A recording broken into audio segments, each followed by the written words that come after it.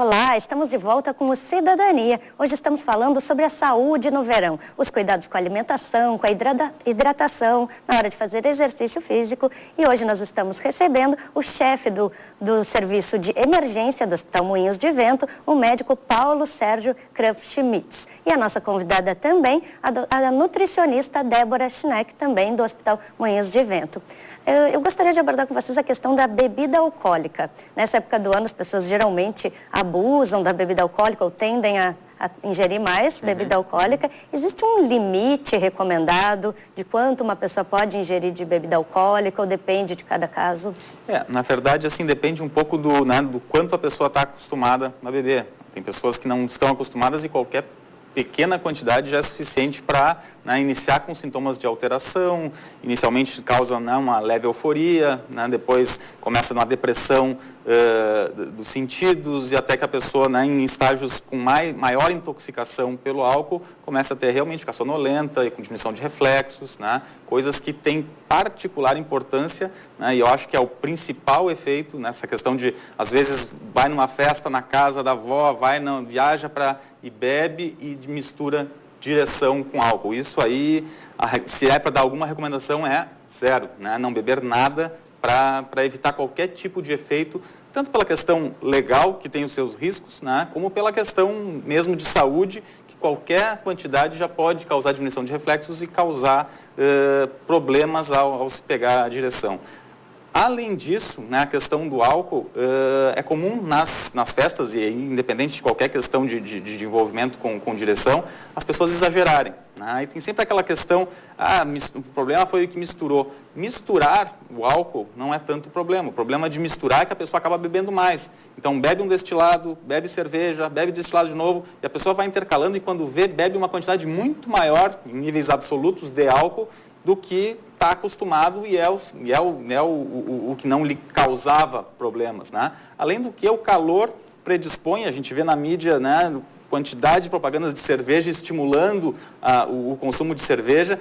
Isso aí também acaba, as pessoas tomam cerveja como se fosse para hidratação, e a gente sabe que a cerveja não hidrata, pelo contrário, o álcool até desidrata, Então, assim, porque ele estimula a perda maior de líquido pelo corpo. Então, assim, a falsa ideia de hidratação e do uso da cerveja para se hidratar, se refrescar, acaba causando um aumento do consumo. E esse consumo exagerado, acaba causando efeitos, então, desde que eu já comentei antes, como efeitos no sistema nervoso, como efeitos gastrointestinais, de dar náusea, vômitos, diarreia, eventualmente, Então, assim, de novo, acho que a Débora vai falar um pouquinho também sobre isso, mas é moderação, quantidades, não exagerar, não tomar mais do que a pessoa está acostumada, eventualmente fazer um brinde, tomar uma cervejinha, é bom, facilita o convívio social, facilita, mas sempre com moderação e evitando os excessos. Eu acho que entra exatamente essa questão da moderação, mais uma vez, e sempre lembrando que a bebida alcoólica tem um alto valor calórico, muito maior do que qualquer outro alimento. Então, essa questão da moderação vai ser fundamental nesse sentido também, para quem está tentando cultivar hábitos mais saudáveis. Tentar nunca ingerir uma bebida alcoólica em jejum, sempre ter feito alguma alimentação e cuidar com essa própria questão do excesso da ingestão da bebida alcoólica, porque às vezes por essa perda do sentido, enfim, a gente pode também exagerar na própria comida por não ter mais muito ideia do que a gente tem ingerido.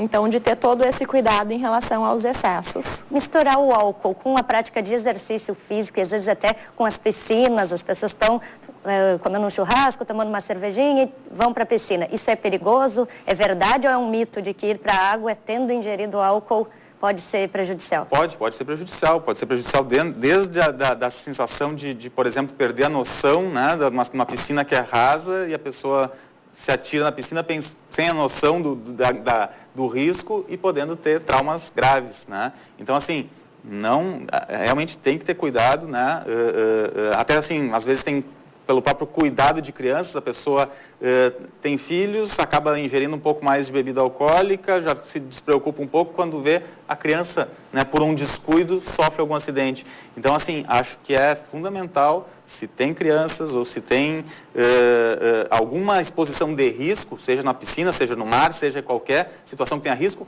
melhor evitar o consumo de álcool. Quais são os principais casos de acidentes que vocês recebem no serviço de emergência, principalmente no verão? Até nossa emergência não é uma emergência tão vocacionada para trauma, né? Nossa emergência é uma emergência mais clínica, mas a gente convive com as emergências que atendem trauma também e varia, vai desde queimaduras por fogos, né? O pessoal com fogos de artifício no Natal, Ano Novo, né? Vai desde afogamentos por essa questão que a gente falou do uso do álcool, quedas, acidentes, né, de moto, acidentes de carro, não preciso nem falar de como aumenta, né? Uma outra coisa que às vezes as pessoas não se dão conta, mas tem muita briga de família, as famílias se encontram no Natal, no Ano Novo, né? Às vezes sob efeito também da bebida alcoólica, quando vê, é faca, é tiro, né? Então, assim, é um período de alegria, é um período de congraçamento, é um período de festejo, mas também é um período onde as emoções estão mais à flor da pele e existe um risco maior de acidentes. Há casos também de insolação? Sem dúvida, insolação é uma coisa interessante. Às vezes as pessoas acham que simplesmente o sol, né, e um dia ensolarado é o que causa o risco. Não só da insolação e pelo aumento da temperatura do corpo, mas também pela queimadura propriamente, né? Que são duas coisas um pouco diferentes, mas aquela velha frase que a avó da gente dizia, cuida com o mormaço queima também, é verdade, né? Porque o raio ultravioleta, ele tem um efeito mais do efeito do bronzeamento, né? E o raio infravermelho, ele faz a queimadura.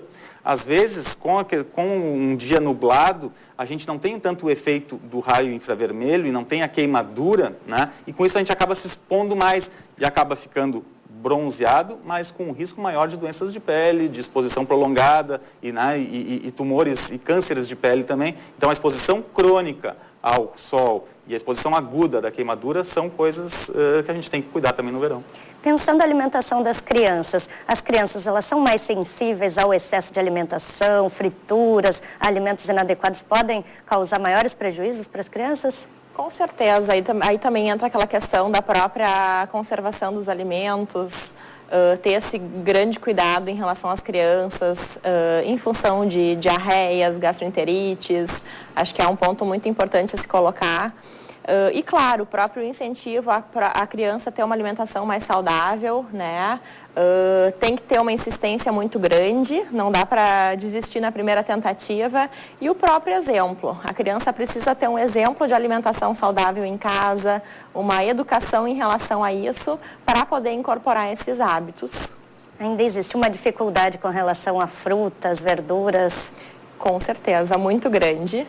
As crianças hoje estão muito resistentes ao consumo de frutas, verduras, legumes, as coisas mais coloridas que deveriam ser mais atrativas, mas em função da grande demanda de fast food, isso tudo encanta muito a criança, muitas vezes até acaba se usando como uma pequena chantagem, né? Faça isso para ganhar aquilo. Então, existe até um incentivo a esse tipo de consumo de fast food hoje em dia. Então, acho que é um trabalho muito intenso que nós temos pela frente nesse incentivo de ter um prato mais colorido, principalmente para as crianças. E este exemplo, ele vem de dentro de casa ou as escolas também estão trabalhando isso com as crianças e jovens? Sem dúvida, o exemplo vem de dentro de casa. Acho que é o primeiro exemplo, a educação. E as escolas hoje já estão trabalhando mais em relação a isso. As cantinas já estão bem mais saudáveis, já oferecem frutas, já teve uma mudança muito grande nesse sentido. E com certeza a escola é um segundo momento de educação para a criança em relação à alimentação saudável. Ainda tem um pouco de resistência em levar uma fruta para a escola? A criança ainda prefere, vou levar um pacote de salgadinho? Exato, existe muito disso ainda, mas o bom é que as próprias escolas já estão buscando esse incentivo também. Mas aí nesse ponto, acho que o incentivo de casa é fundamental, o exemplo e a educação. Dentro dos serviços de saúde, pensando no hospital, nos setores que vocês circulam, como é possível trabalhar essa mudança de hábito, mudança de consciência, desde cedo com crianças, pensando em toda a família? Na verdade, o processo, né, de tratamento que geralmente a gente se preocupa mais no hospital a pessoa vai para diagnosticar e tratar, né? cabe também a nós, profissionais de saúde, além de diagnosticar e tratar, prevenir. Né? E a prevenção diz respeito a questões educacionais, de educar a alimentação, educar em relação à hidratação.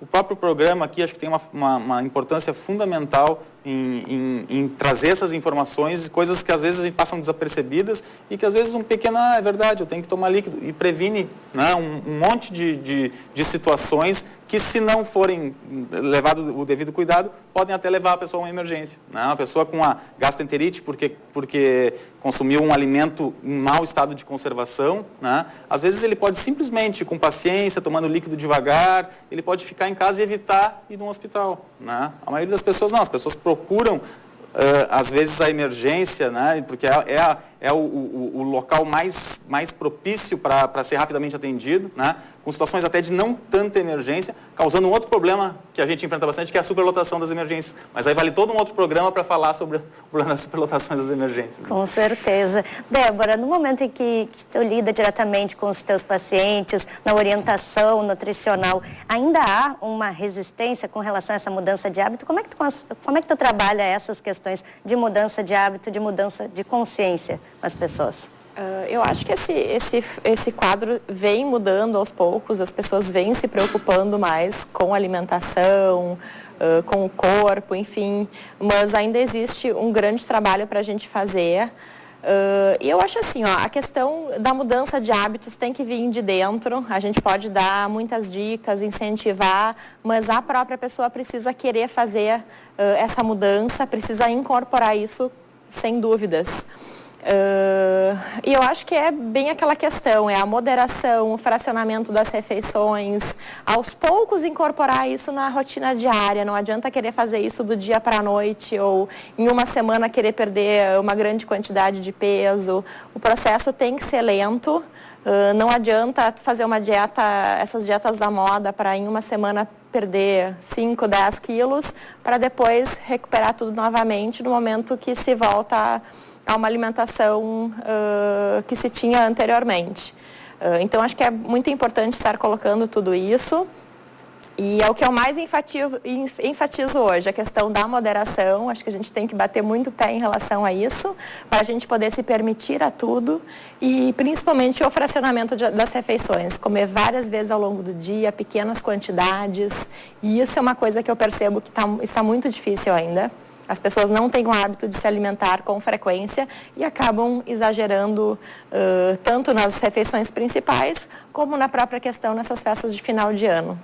Tem um outro detalhezinho, só que eu queria aproveitar para falar, Mariana, em relação à população de idosos. Né? Se o senhor puder dar uma recomendação já final, estamos chegando. Isso, então só assim, além de tudo que a gente já falou, que acho que foi muito importante, a questão dos idosos, a gente tem que ficar atento, a nossa população está, né, a gente tem um grande número de velhos, e a gente tem que ter um particular cuidado com eles, porque eles não têm um mecanismo de sede tão desenvolvido, e a gente tem que garantir que eles estejam sempre bem hidratados para prevenir infecções e problemas maiores. Tá certo. Por hora eu quero agradecer muito a presença de vocês hoje aqui. Muito obrigada por terem aceitado o nosso convite e trazido tantas informações importantes aí para o nosso público. Obrigada. E o Cidadania de hoje vai ficando por aqui. Uma boa noite e até a próxima edição.